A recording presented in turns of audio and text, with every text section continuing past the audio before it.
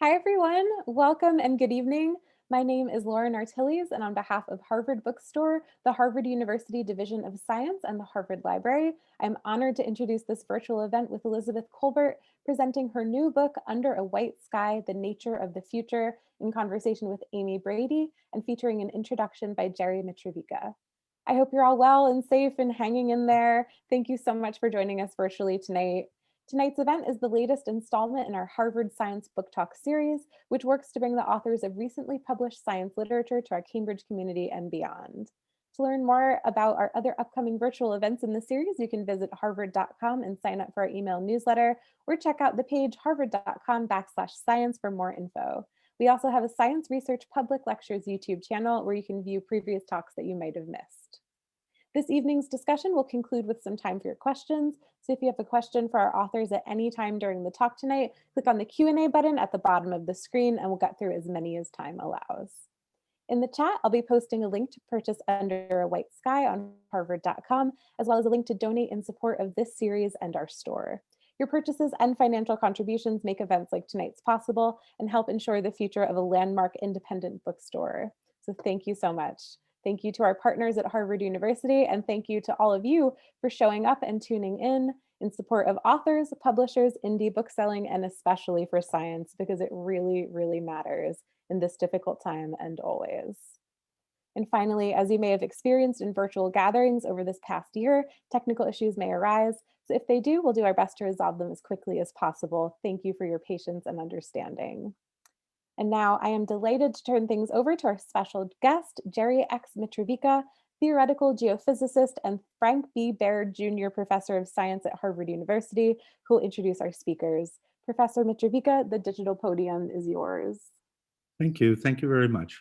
It's a treat of mine to be asked to introduce Elizabeth Kolbert and Amy Grady today. That's not something, I'm not often asked to introduce two well-known writers. So it's great to be doing it. My research at Harvard focuses on sea level and sea level changes. And one of the things I often tell my students is that to understand what's anomalous, you really have to understand what is natural. And that brings to mind, at least to me, Elizabeth's book that most of us are familiar with, her Pulitzer Prize winning book, The Sixth Extinction, which I think of it as a discussion of the unnatural history of the Anthropocene.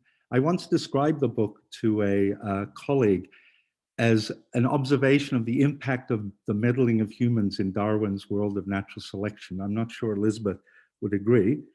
She's also, of course, very well known as a staff writer for The New Yorker, that magazine that makes us all feel guilty that we can't get through the whole thing every week when we receive it.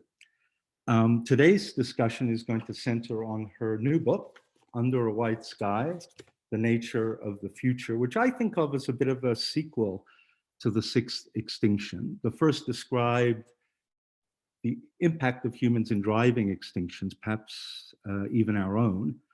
This book discusses efforts by scientists and others to cure what we have wrought, or as scientists would say, to mitigate climate change.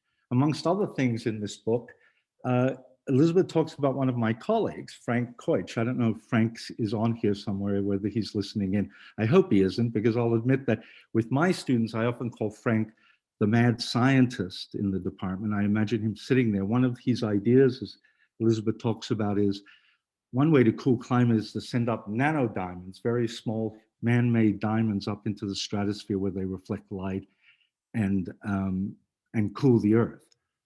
But I'm a bit skeptical of those sorts of plans, and I think Elizabeth shares my skepticism. At least I get that sense from reading her book. I'm Canadian, but I was born in Australia, and if there's ever been a poster child for the unintended consequences of human meddling, I think it's Australia. Now, Elizabeth's book and all of her other writing, and I've read several other pieces by her, also bring home a message that I think is missing on the public. Climate can change very quickly, but what we've done to climate will not change quickly in any natural sense. The fact is, the CO2 that we're now reach 400 parts per million, if we were to leave it to its own devices and stop emitting any further CO2 into the atmosphere, it would take thousands of years to get those levels down. And that's a message that is sort of the subtext of much of what Elizabeth's writing talks about. She's going to be in conversation today with Amy Grady. Amy is a deputy publisher of Guernica, which I guess brings to mind another human catastrophe, doesn't it, Amy? She writes extensively. I was just chatting with her on the interface between art, literature, climate, social change, things like that. And I have actually read some of her pieces as we were discussing just before we started here. I've read her pieces in McSweeney's, but she's published in a lot of other magazines and journals. Okay, so I'll now turn it over to Elizabeth and Amy. I welcome you to Harvard Bookstore, Harvard University, and I think we're all looking forward to hearing your conversation. Elizabeth, Amy?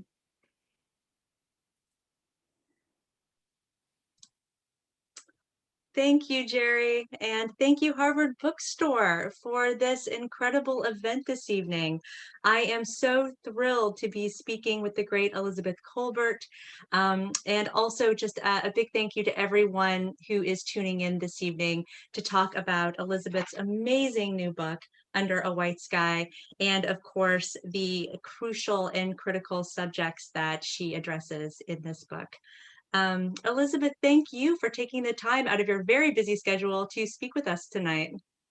Oh, well, thank everyone. Thanks, Jerry, for that intro. Thanks, Lauren, and thank you, Amy, for being here this evening. I really appreciate it. And thanks everyone who's in the invisible audience out there.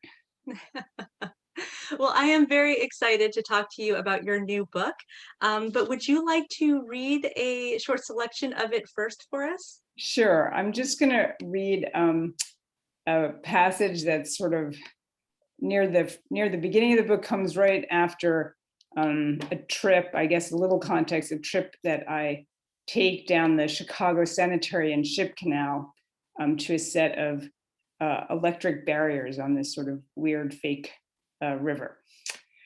Okay. That man should have dominion over all the earth and over every creeping thing that creepeth upon the earth is a prophecy that is hardened into fact. Choose just about any metric you want, and it tells the same story. People have by now directly transformed more than half the ice-free land on Earth, some 27 million square miles, and indirectly half of what remains. We have dammed or diverted most of the world's major rivers.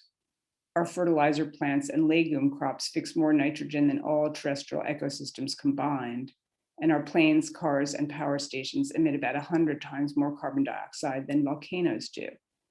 We now routinely cause earthquakes.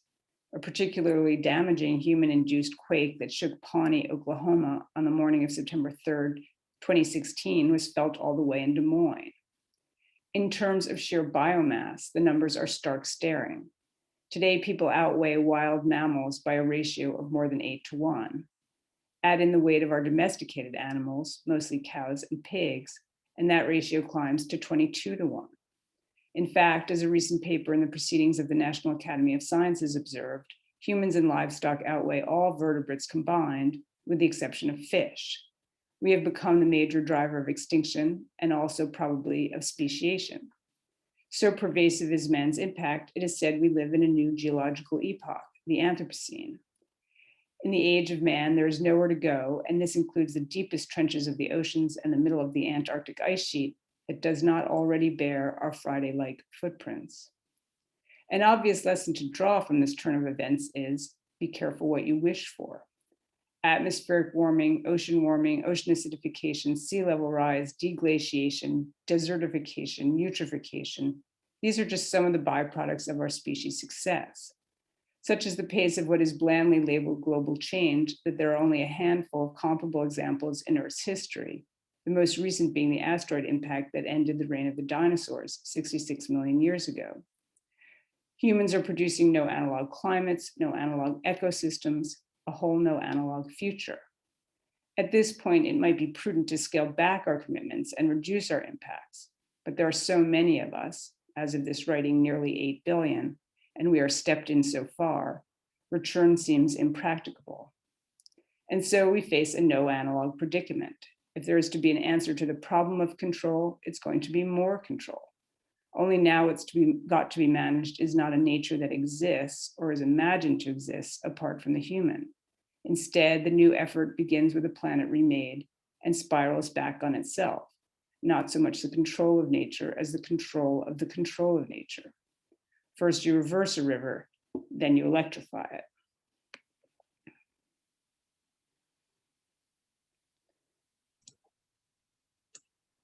Terrific. Thank you. Thank you so much, Elizabeth. So in that section that you read, you start to get to the heart of some of the bigger themes in your book, a book that takes you to places all around the world where you meet with scientists, engineers, and other experts who are trying to find man-made solutions to man-made problems. Could you talk a little bit more about what all of these different projects and experiments you visited have in common? Well, they all share the sort of theme, which is sort of summed up in that line, you know, first you reverse a river, then you electrify it, is they all share that there's some kind of human intervention. In some cases, it's quite conscious. We did something just to try to solve a problem. And in some cases it was unwitting. We burned a lot of fossil fuels and, you know, completely changed the climate.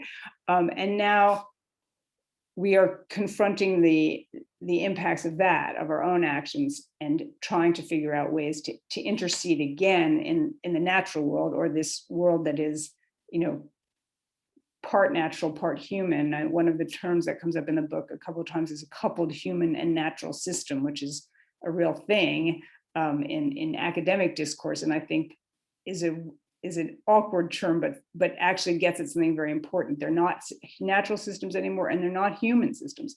They're this weird hybrid. Yeah. So in all of your research that you've done for this book, you talk with these experts who are looking at quote unquote unnatural solutions to, which are basically unnatural problems, since, you know, humans cause them. And these experiments, these projects, they're functioning at kind of the larger planetary, you know, climate change scale. There are also some at the more regional ecological imbalance scale, and then there are more these hyper localized conservation projects that you also explore. I hope we can talk about all of them, or at least most of them today. But I would love to start with the chapter from where your book gets its name, Under a White Sky, which addresses the issue of climate change. You speak with experts who are very curious about solar geoengineering as a possible solution or a partial solution to global warming. For folks who have yet to read your book, what is solar geoengineering and where is it in its development? Well, it's sort of an appropriate thing to be talking about at the Harvard bookstore, because in the course of writing the book, I spent some time with the researchers at Harvard's Solar Geoengineering Research Program, which is one of the, you know, premier solar geoengineering programs in the country, probably the premier, maybe in the world, probably in the world. And the idea behind solar geoengineering is pretty simple, and that is that we have, you know, very radically transformed the atmosphere just by dumping a lot of carbon dioxide into it. That was an unwitting intervention. It's having consequences that we don't care for, as Jerry pointed out. You know, it's not something that you can do anything about very quickly because of the long life of carbon dioxide in the atmosphere. And so if you get to a point where you have a climate you really don't like, and unfortunately we may be heading there, what can you do on sort of a human lifetime timescale? One of the few ideas that people have come up with is you could then, you know, we've intervened in the atmosphere one way, you could intervene in a new way, the opposite way. You would spread some kind of reflective particle in the stratosphere, where it would sort of drift around, create this sort of stratospheric haze.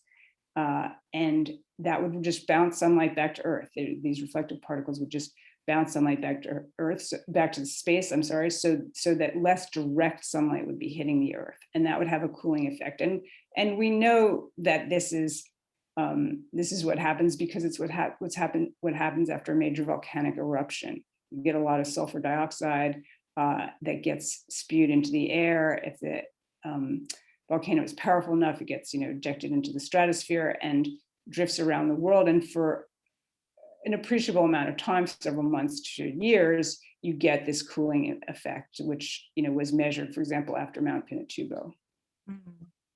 Now, it's fair to say, right, that this is a pretty controversial idea. I think that's fair. I think that's more than fair. Yeah, no, very, very, very controversial. And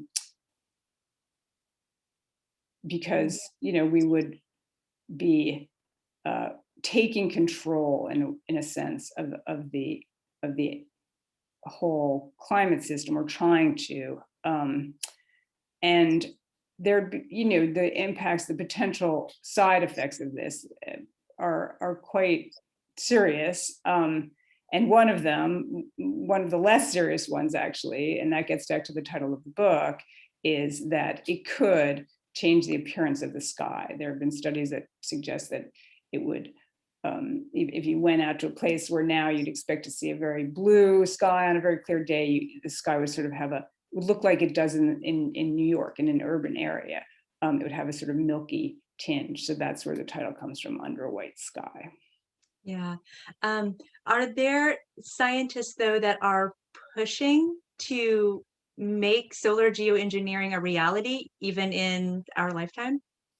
Well, I think that I would characterize what some scientists are pushing for is we should know whether this would even work or not. We should do research on it. We should find out, it exists on paper, the idea exists on paper, but both the question of whether, it will in fact work, and also what are the side effects. You can't really, you can do a lot of modeling on computers, and that a lot of modeling has been done.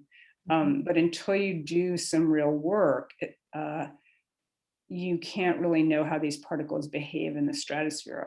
We, for example, sulfur dioxide you do get in the stratosphere if you have a major volcanic eruption. But if you were to use another compound, for example, calcium carbonate is something that has been suggested, it's not up in the stratosphere. So unless you put it there, you don't really know how it behaves. And so I think the argument is not for doing it, but the argument is for researching it.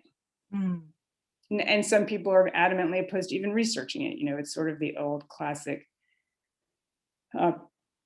camel's nose under the tent. That's what some opponents of even researching it would say. Oh, interesting. Well, speaking of controversial experiments and potentially terrifying outcomes, I want to talk to you about your chapter on gene editing.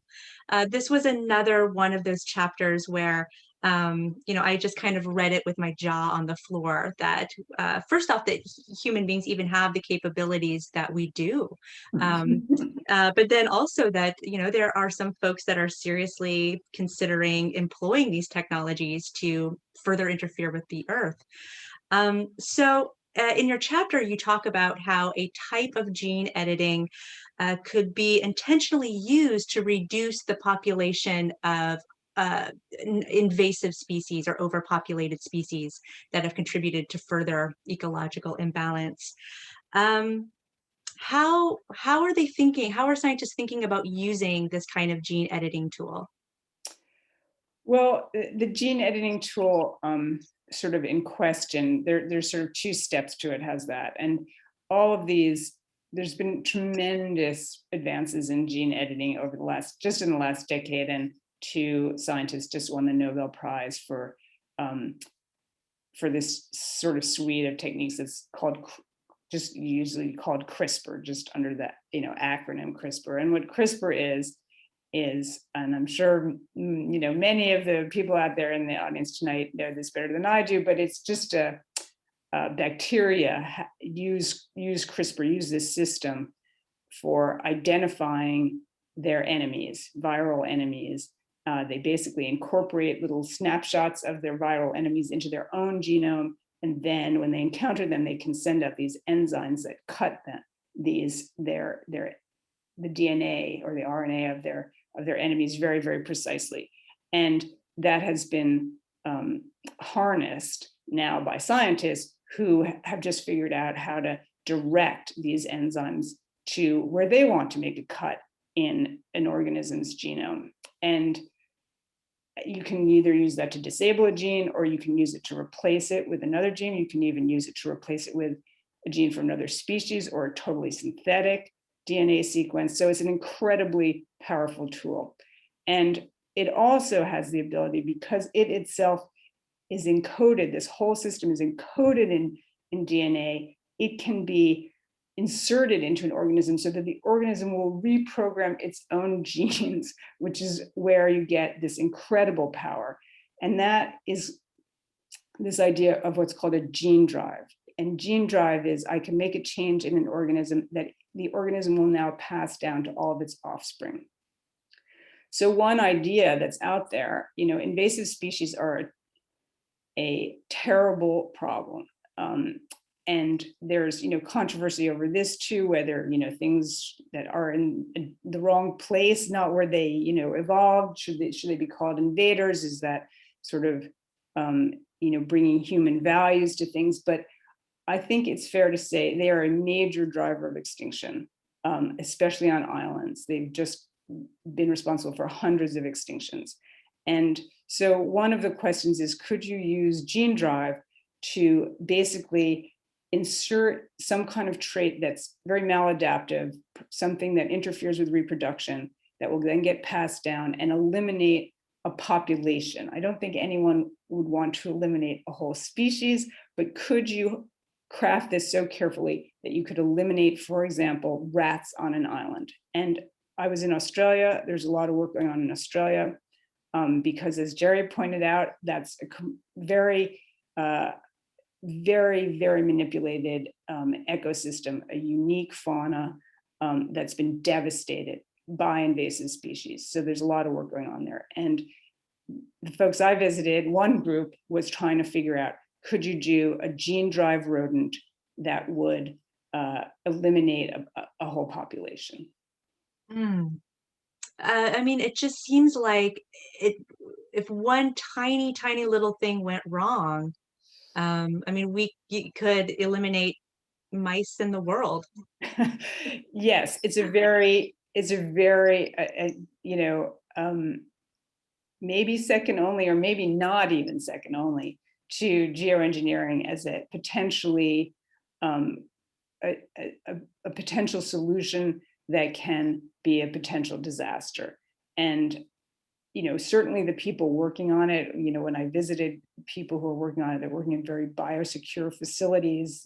They're, first of all, they were having trouble getting the gene drive to work in the mouse, but eventually it will work. I think that's probably pretty clear. And then the question of whether you should let this creature out into the world is going to be a very, very big question. And there are all sorts of ideas out there for how you might limit this. It would exhaust itself after a certain amount of time, or generationally, or it would be very carefully tied to a gene variant that only exists in this population, that sort of thing. But these are very difficult technical problems. So I don't know, when we're going to actually, when or if those are ever going to be solved.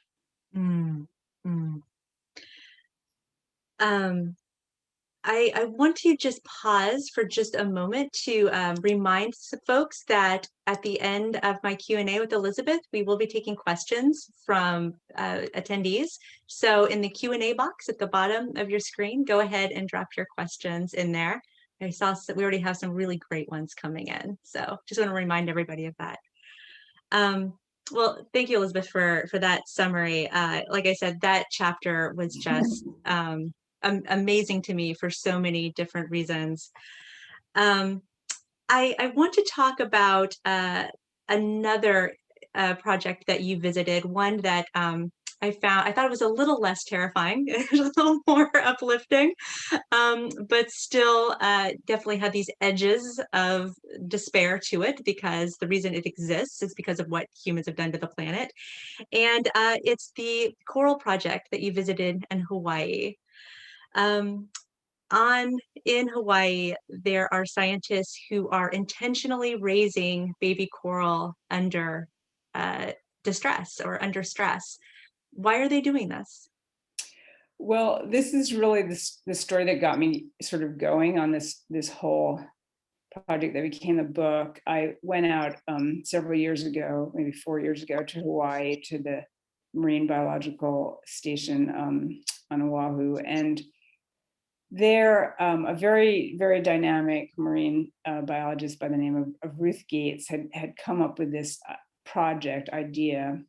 And once again, it started with this idea that, well, humans have mucked around with the oceans. We've really changed the oceans really profoundly. That's partly climate change, which is, warming the oceans very fast on a sort of geological scale. And then also a lot of the CO2 that we pour into the oceans ends up really quickly in the surface waters that we pour into the air ends up being dissolved in the oceans, and that's changing the chemistry of the oceans. And one group of organisms that we know does not like this, we can already see, is corals, reef-building corals, these tiny, tiny little gelatinous creatures that build coral reefs. So Ruth's idea was, well, we're not getting the ocean of the past back anytime in any foreseeable time frame. And if we want reefs, if we want in the year 2100, if we want there to still be coral reefs, we're going to have to manipulate reefs too. And so the idea here was, could we raise in some way corals? And it does start to inch towards genetic engineering. Could we sort of breed them up to be hardier, cross different species maybe, or cross corals from different parts of the reef, and subject them to stress and see how they do. And the hardiest ones, the very hardiest ones, we could try to use to repopulate parts of the reef that in Hawaii or on the Great Barrier Reef that have already been decimated by warming. They're also manipulating, trying to work with the symbionts. Corals, reef-building corals, have a very interesting relationship with these plant symbionts. Could you find hardier symbionts? They were looking at all parts of this ecosystem. And then, then that raises the question, okay, even if you could do that, and, there's questions obviously about that, that sort of pushes you towards gene editing, because it's very hard to produce kind of enough of them unless you sort of start pushing these traits out into the population. So that's something I think that is just over the horizon. Yeah. Well, I have to say, of all the chapters in your book, all of them made me think in ways about the natural world and humanity's relationship to it in ways that I'd never thought before. But it was this chapter in particular that really challenged some of my previously held opinions on whether humans should even interfere anymore. And so I would just love to hear your experience with that. I mean, did it change how you think about the ethics of our relationship with the world? Well, it definitely, I do think there's there's sort of the knee jerk, I guess I'll call it, reaction, which, people like me have, being sort of a old style environmentalist, well, let's just keep hands off, and I think one of the messages that Ruth Gates, who very, very, very sadly passed away about 2 years after I spent a week or so with her in Hawaii, but she was a very dynamic person, a very smart person. And her point was, look, we are, you may sit there and think, I just want it all to go back. If we just leave it alone, it will go back. But it's not going back. It's only, the oceans are only getting warmer. That's the thing we can kind of guarantee for the foreseeable future. So do you want reefs? You can jump up and down and say, well, we really need to stop emitting carbon, which is absolutely true, but you're still not getting the reefs of the past back. So what are you going to do? And I think that as you're suggesting, it raises really profound questions.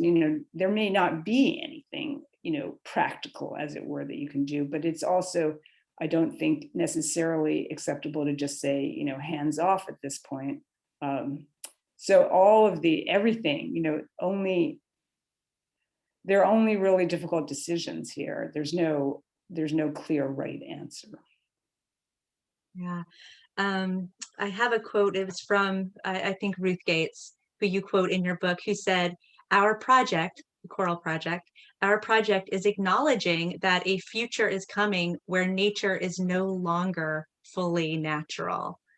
And that's kind of where it clicked for me. Yeah.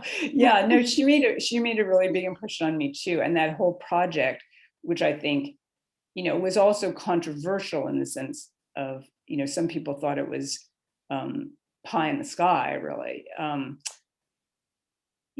She did make me think about this whole issue of intervening to counter an intervention. And once I started to think that way, I just sort of started to see it in a lot of different things that we're doing. Yeah. Or thinking about doing. How's that? Yeah. Oh, that theme is certainly just through your entire book.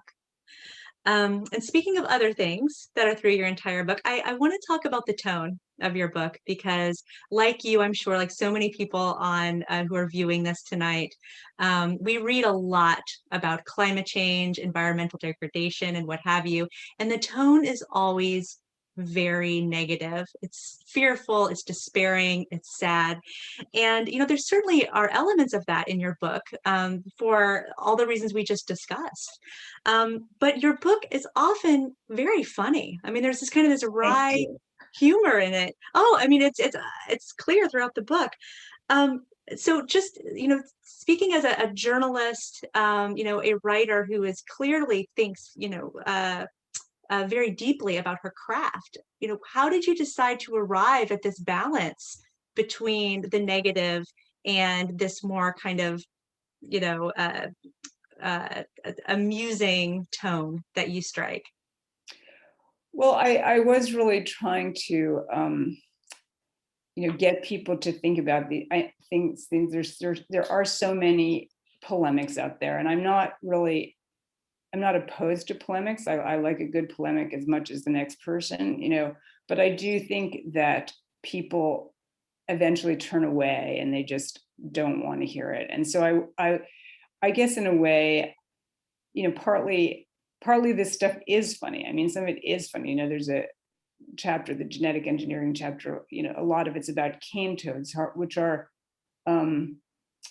intrinsically rather comical. They're incredibly destructive. They were brought to Australia and have just overrun the countryside. And there's a great movie called, I think it's a cult classic in Australia. I recommend it. You can find it on the web. I think it's just called The Cane Toad, an unnatural history or something like that. Anyway, a lot of these stories do just have a naturally dark comic element to them. I mean, it's like the Sorcerer's Apprentice sort of. But so part of it was just the nature of the material, and part of it was sort of a more conscious decision to try something different.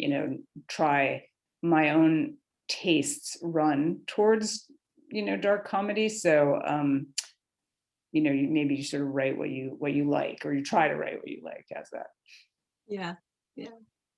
Well, the tone is definitely one of my favorite things about this book. It was just a pleasure to read. Well, I want to make sure we leave plenty of time, and we have a lot of questions coming in. So I'm just going to ask you one more question before we turn to the audience. It's probably one that, as an environmentalist and a writer, you're probably sick of hearing, but I admit it's one I wrestle with myself. So I'm going to ask you, and that's that, after everything that you've researched and you've learned, and of course you already knew about climate change, the ecological problems we have, the related humanitarian crises, are you optimistic for the future? Well, I'm gonna answer that I'm going to answer that with that question with a little bit of a story, which was several years ago. Steven Soderbergh, the Hollywood director, gave a speech. It was supposed to be sort of his valedictory to Hollywood, but I don't think it was. He went on to make other movies, but and it was also supposed to be private, but of course it was immediately published everywhere. And at the end of it, he said that he was very down on Hollywood and the whole ethos of the place, and he was giving advice to young filmmakers. And he said, "Here's my tip: when you go in there, you're pitching a movie. It doesn't matter what it's about. It could be about genocide, it could be about child abuse. Pretend you're having an epiphany and just sort of look up and say, you know what? In the end, this is really a movie about hope." And that, I think, is kind of a hilarious, just his hilarious jab at Hollywood. But I think it speaks to something pretty profound, which is that as Americans, we're very hopeful. We're a very optimistic people, or at least we were, as that until recently. And maybe we were trained by Hollywood that way. But we also are very thoughtless. As a nation, we are responsible for more CO2 that's up in the atmosphere than any other country. With 4% or 5% of the world's population, we're responsible for something like 30% of all emissions. So I don't think hope and acting properly don't necessarily go hand in hand. And I think the issue is less whether we're hopeful, how we feel about what we're doing, than what we are doing. And so that is, that's a sort of my non-answer answer. How's that?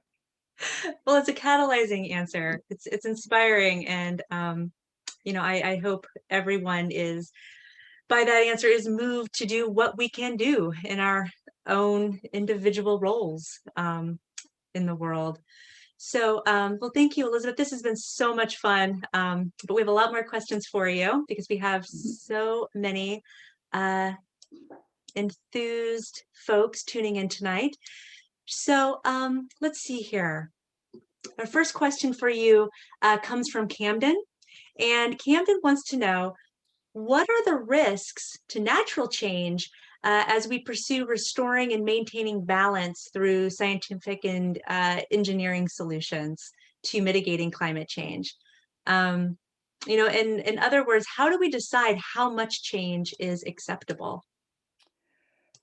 Well, that's a very good question. And I mean, many people who are much better versed in this than I have sort of, come up with this, these thresholds that we don't want to cross. One of them is, we don't want to go above an average global temperature increase of 1.5 degrees. We're pretty much up against that right now. So we are going to cross that. I don't think that's a very controversial statement that I'm saying. Then the next sort of threshold is, okay, well, let's not cross 2 degrees. Now, that's going to be very, very tough. Maybe we will be able to do that. But I do think, I'm not sure exactly what sort of natural change you're driving at here. But one point that I will make that I hope addresses some of it is, there are a lot of things that we could potentially do to try to mitigate climate change that will have, tremendous land use implications. If we decided, for example, even something that sounds as benign as forestation, reforestation, or creating new forests. If you plant, fast growing trees because you want them to suck up a lot of carbon, that's not necessarily, that is not a real forest. It's not necessarily what was there. It's not necessarily good for, a lot of creatures. So, whatever we do, unfortunately, is going to have implications for other species that I would say we will have to weigh, but the fact is we won't weigh it. We'll just sort of do it if we think that it's in our best interests, but it won't necessarily reduce extinction rates. It could quite possibly aggravate them. So there are a lot of big issues, out there. Yeah. Yeah. Well, I have a great question here from Heather, who says that, it occurs to her that if we want to confront the root cause of climate change, we'd be more successful if we stopped trying to treat its symptoms and started trying to change ourselves. And so her question for you is, if you had it in your power to alter one thing about human behavior, what would it be? Wow. Well, I mean, obviously I shouldn't say obviously, but what's gotten us to where we are is our great capacity for, for consumption. So I suppose I would make us all a lot more consumption and convenience, I suppose. I'd make us a lot more, a lot less interested in that, and we would all do nothing but read books, maybe, or something like that. Although even books, people will point out, require paper. So, but they're relatively benign compared to a lot of other forms of consumption. So we need to really, yeah, I completely agree. We need to change pretty dramatically what we consider to be a good life, and until and unless we do that, I think we are sort of fighting an uphill battle, because our impacts are just so huge. That's sort of the point of the book. They're just so huge. They're everywhere. And it's very difficult to dial that back.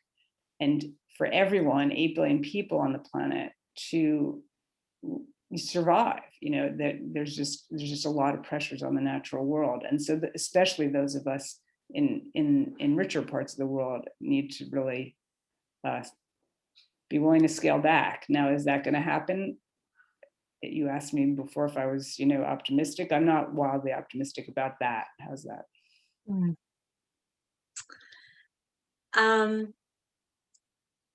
Here is another question about, this one isn't so much about whether we will do these projects, but who will have final say.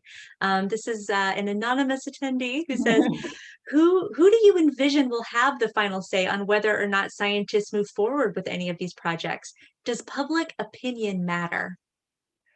Well, that is a good question. And I mean, the book really starts with projects that are pretty local or regional, and some of which exist. I mean, they exist. You go down the Chicago River was reversed about a century ago to alleviate Chicago's sewage problems, and now that created other problems. So now, the river's been electrified. That is something you can already visit and see, and that in fact was done in response to public opinion. I think there was a lot of public concern about species that were crossing from the Great Lakes to the Mississippi River.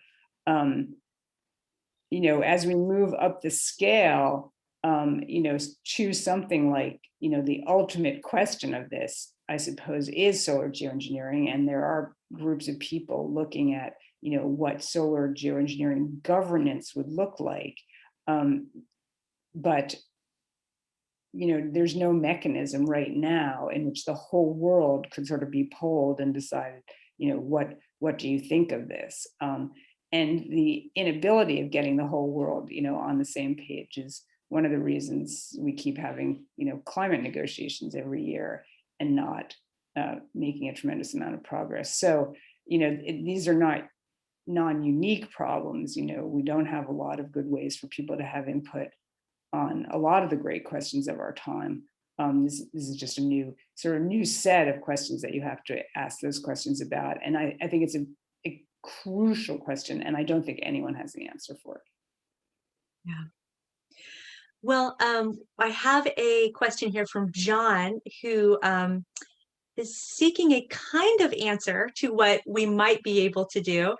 John asks, since attempting to solve so many problems has only created more problems, how are we, kind of the global we, I guess, or maybe specific Boston we, how are we as potential investors, voters, citizens, supposed to evaluate the potential of emerging climate solutions? I don't know, is there like a metric? Is there a resource? What do you think? How do we know whether we should be supporting these things? Well, that's another really good question. I mean, I think that there are certain broad brush principles, I guess, you could try to apply. Does it bring down emissions? Okay, that, good. Does it do so in a way that impacts people or other creatures, so seriously that it maybe isn't worth it? I don't know that there are too many ideas out there on the table now that I would say, okay, well, that's just not even worth it. That's so bad. But we, that's in part because we haven't made much progress. We haven't taken very many serious steps. So I think that I don't know if there's a principle that you can use. You're obviously going to have to find people, and there's going to be knockdown, drag out fights, even if you cross the threshold to, okay, we all agree, we're all on the same page, we've really got to act. There's going to be fights over everything. There's going to be fights over siting all these projects. There's going to be fights over land use, over whose ox gets scored, as it were, over jobs. And so I wish I had like those tables, you bring to the store, like which fish are sustainable or whatever, and you can bring them to the fish counter and sort of say, is that fish, how does it rank? I wish I had that for climate change. But I don't. But I do think that, people are going to have to find groups of knowledgeable people whom they basically trust to give them good advice, because obviously every individual is not going to be able to say, oh, not going to be able to go research every possible project on his or her own and find out whether they support it or not. And to be honest, we're not going to be asked, for our support or not support on a lot of projects. They'll be fought out on state level, local level. We have a question here from Jerry, who is interested in electric vehicles. Elizabeth, in your research, did you learn anything about perhaps the negative environmental consequences to manufacturing electric vehicles? Well, I mean, electric vehicles have, I think they have, the only one I know of is that they do require certain elements, for their production, like, rare earth minerals and that are hard to get at, and that, can be environmentally destructive to get at. Now, of course, everything getting at any kind of resource can be environmentally destructive. So, but in general, electric vehicles, I mean, the major, or one of the simple major pluses of electric vehicles is they simply turn more of the energy that you put into them into motion.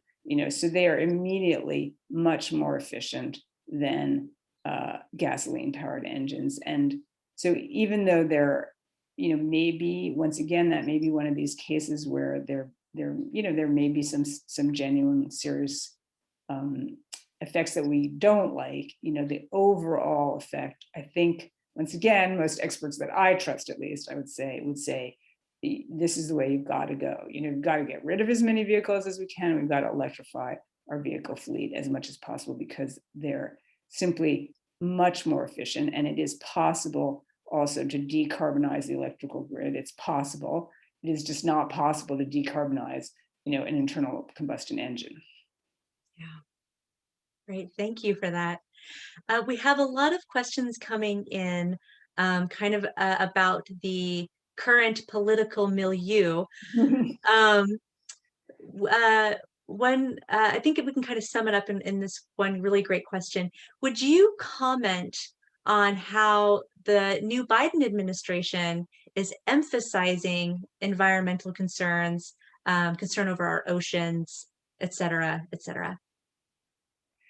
Well, I give the new administration, I wrote sort of an editorial for the New Yorker a week or two ago about this. I give the new administration quite high marks. They've only had a couple weeks.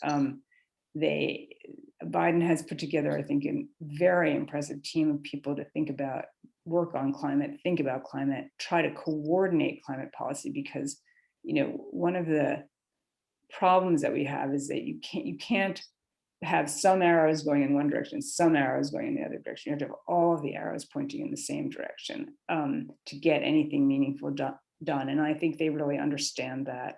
And Gina McCarthy is in the administration, proud Bostonian. I think, so I give them quite high marks for the first set of moves they've made. Now, the question, obviously, the proof is in the pudding. So one question will be what kind of follow through we get on these policies that are now on paper.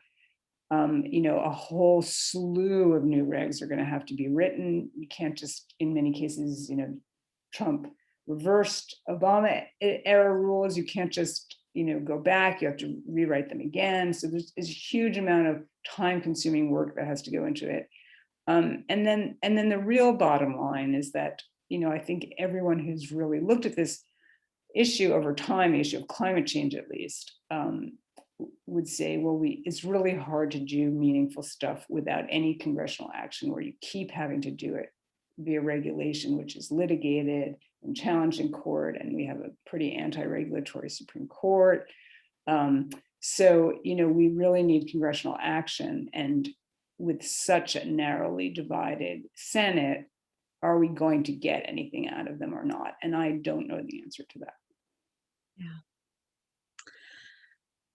We have another theme in some of the questions tonight, and that one is on the rather unpopular subject of population control.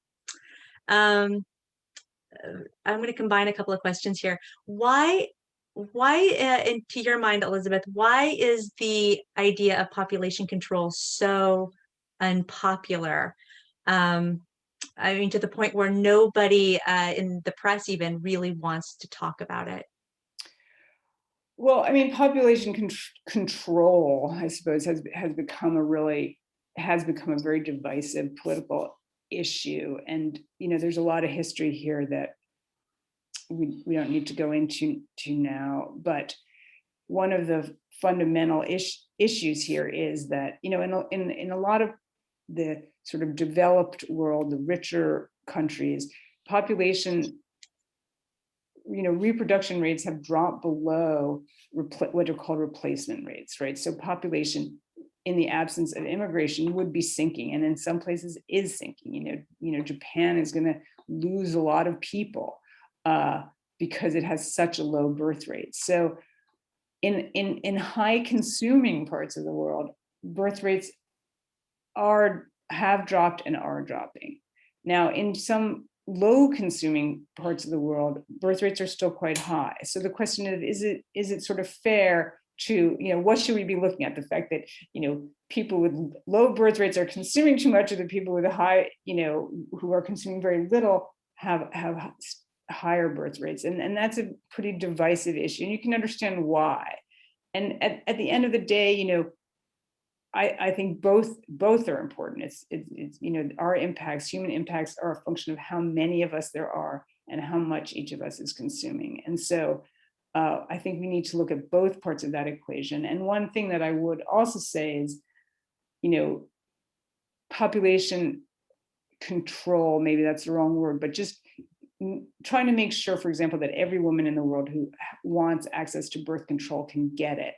I think that's something that most Americans, would agree. That's a good policy. We should be helping other countries, poorer countries, helping women in poor countries get access to birth control. But that has been a terrible political football, where the Trump administration cut off aid to a lot of organizations. Any organization that also provided abortions, couldn't get any aid. And so, we are also, once again, we got to get our own act together here in the US and stop this 4 years on, 4 years off kind of support of access to birth control. And that would be a first step in the right direction. Great. Thank you for that. We have several people asking, it's so interesting the themes that have emerged tonight. Several people are coming back to the question of solar geoengineering, but they're asking specifically about the possibility and the worry perhaps folks like us should have about whether billionaires like Elon Musk are going to Yeah. start taking solar engineering into their own hands. Is that a concern?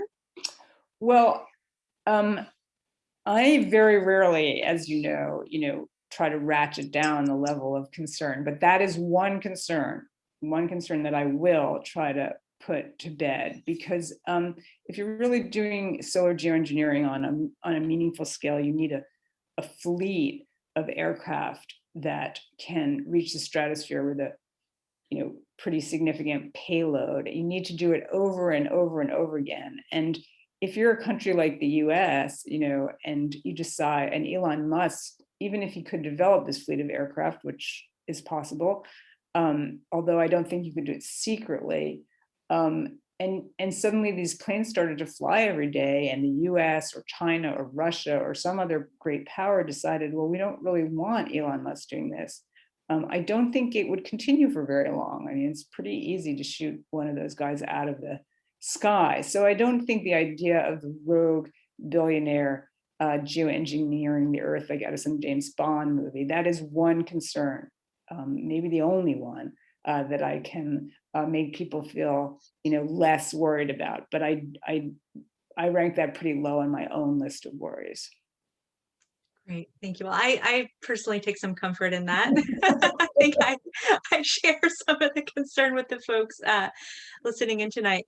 I see we're just about at time, Elizabeth, so I'm just going to ask you one more question. This comes from Michael, and he asks you, and apologies to everyone, there were so many questions, it was just not enough time to get to everyone, but Michael asks, what or who do you have the most faith in? I'm assuming in terms of potential solutions to things like climate change. And his second follow-up question to that is, and are we doing enough in the schools? Those are both really good questions. Well, one idea that I want to sort of put out there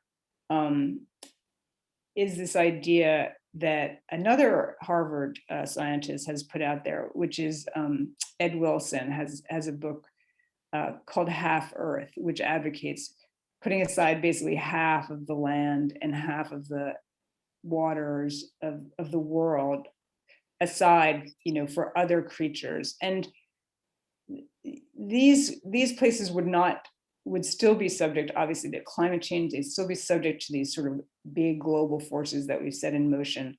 But they would allow as many species as sort of possible space to evolve and adapt. And I think in terms of ideas for how we could get as many species as possible, non-human species, through the next 100 years or so, that's a very powerful argument. So I sort of would say Ed Wilson is someone I really look up to, and I would take his advice over a lot of people's. And Biden has, you're going to hear this 30 by 30 by 2030 idea of 30% of the land in the US. And I don't know if we'll reach that, and I don't know exactly even what he means by that, but it is out there in sort of in the zeitgeist, and I think it has merit.